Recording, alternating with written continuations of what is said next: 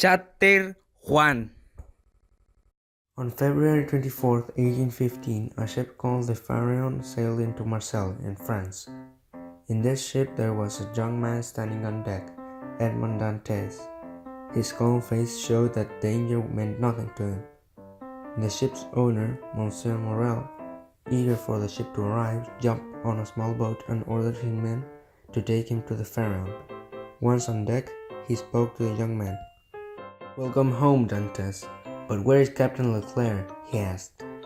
"We lost our good captain between Naples and Rome," replied Dantes, taking up his hat.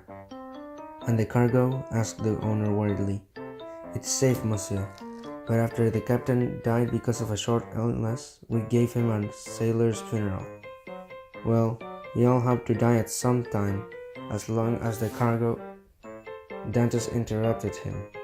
"All is well with it, monsieur. There is Monsieur Danglars, who takes care of the cargo. You should speak with him." The owner went to Danglars, who said, "Well, monsieur, you have heard the bad news." "Yes, poor Leclerc. He was a fine, honest man, but looks like Dantes can take the captain's place so well," replied Morel. "Well, he is young and confident, but he made us lose a day and a half by stopping at Elba for no apparent reason," said Danglars with hatred-filled eyes. "Why did you go to the island of Elba?" asked Morel. "I had to obey Captain Leclerc's last order. He told me to get a letter to Napoleon, the old emperor himself, who lives in Elba," said Dantes. "You did well to obey your captain, but you will get into trouble for it.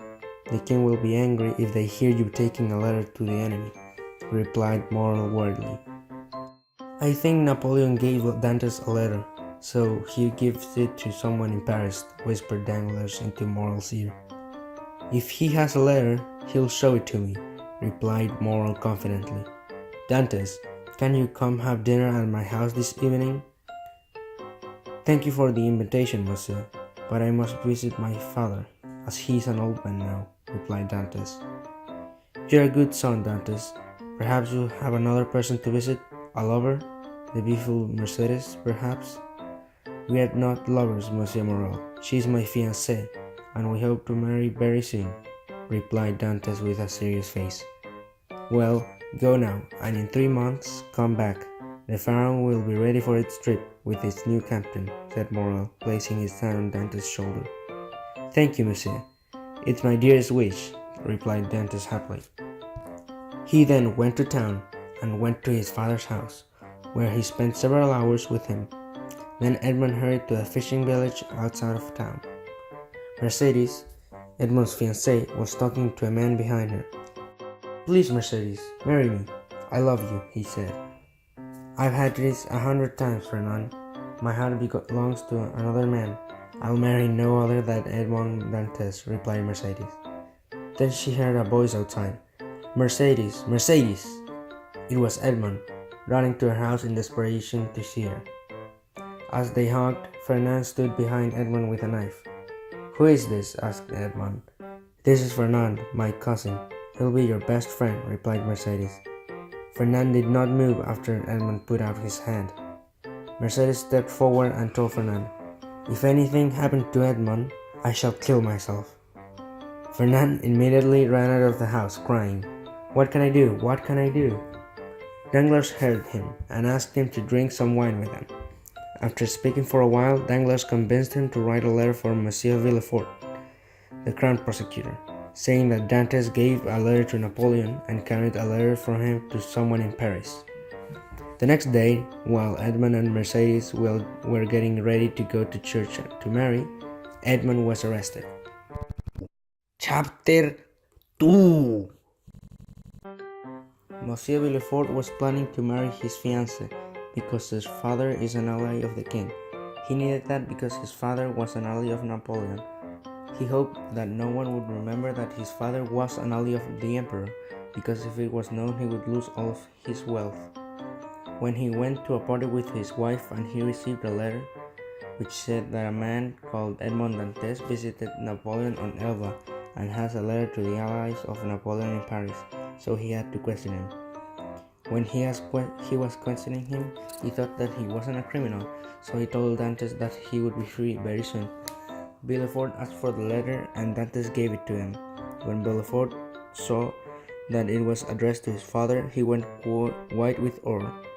Dantes thought that he was ill, but Villefort got angry and said, "I'm asking the questions, not you." "Does anyone know of this letter? Anyone at all?" Villefort asked. "No, monsieur, but what's the matter? Can I go now?" asked Dantes. "I'm afraid I must keep you a little longer, but first I'm going to destroy this letter. Then no one can say you are the king's enemy," said Villefort. "Monsieur, you are a very good friend to me," replied Dantes. Then Villefort called an officer and whispered something to his ear. They took Dantes to a boat and started rowing. Suddenly Dantes saw the shape of the Chateau d'If on a small island. "My God, Chateau d'If? Is that the prison for the worst criminals of France? Why are we going here?" asked Dantes. Dantes was forced to the castle, fighting and shouting wildly. Soon he was alone in a dark, silent underground cell. When Villefort was returning, a beautiful, dark-haired girl stopped him and asked him to tell her where Edmond Dantes was. Villefort said that Dantes was a criminal and he was being treated like one. The next day, Villefort traveled to Paris to tell the king that Napoleon was trying to escape from Elba. He expected a reward, but the king gave him nothing. In the next 2 weeks, Napoleon's army moved forward and the king had to leave France. Napoleon was emperor again. Villefort had to think his movements. He cancelled his wedding, and when he was asked for Dantes, he said that he wanted to help, but he couldn't. The end. Thank you for watching.